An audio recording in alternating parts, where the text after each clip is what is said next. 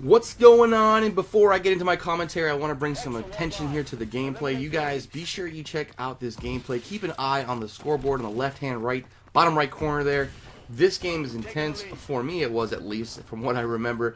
Skill-based, matchmaking at its best. The other players on the other team were competent, and it was just a tough game. It was more about just being kind of strategic, trying to plan things out, playing a little cautious. So check out the gameplay. It's a fun one, and I'm going to get into my second round of NFL Wildcard predictions this coming weekend. Part 2, guys. Here it is. These are Sunday's games. Remember, I gave you Saturday's games. I will put that video's link in the description below if you didn't see it. But this is part 2, and this is for the 2 games on Sunday. So on Sunday, you have the Cincinnati Bengals versus the Indianapolis Colts.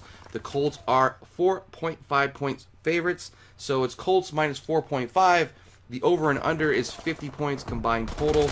So we'll get into my picks in just a second.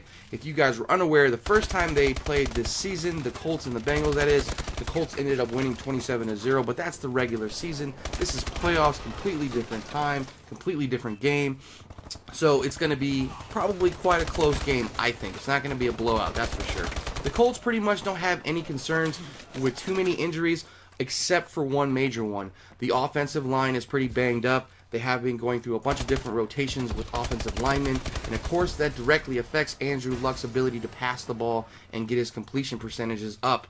So the question is, will the O-line give him enough time to complete his passes? That's going to be the big question with the Colts. But other than that, the Colts look pretty healthy. Not healthy in the sense that they're all doing great. Of course, they're banged up from the regular season, but they don't have any key injuries, I should say, to be concerned with, except for their banged up O-line.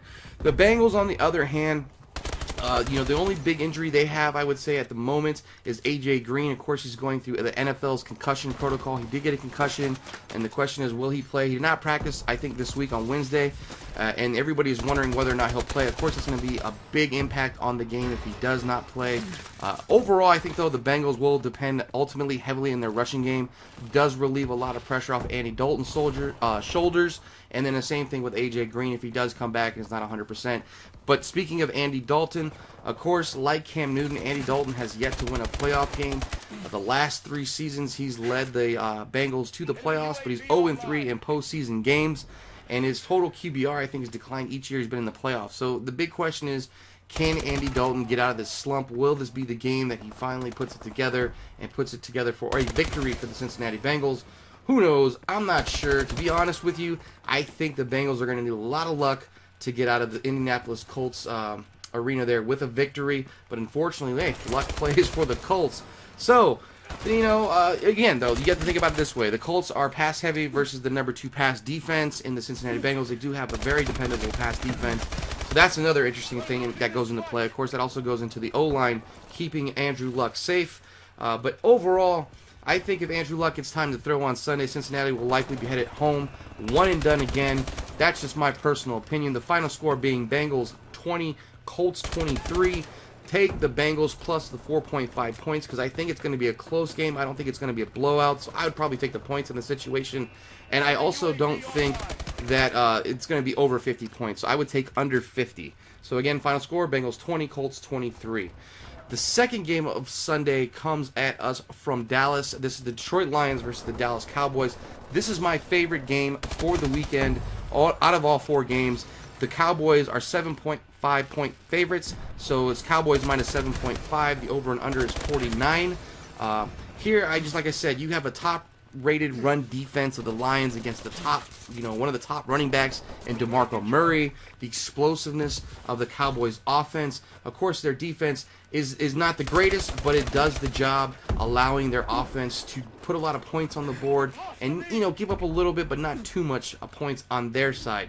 And, of course, the big thing with that was Ndamukong Suh, his suspension got overturned. I'm pretty sure you guys are familiar with that. They fined him $70,000 instead of suspending him for a game, and that $70,000 fine, it's going to cost him more money than he'll make for the week's wild card games. To me, it was almost like getting suspended. He's playing for free, basically. I thought it was fair in my opinion.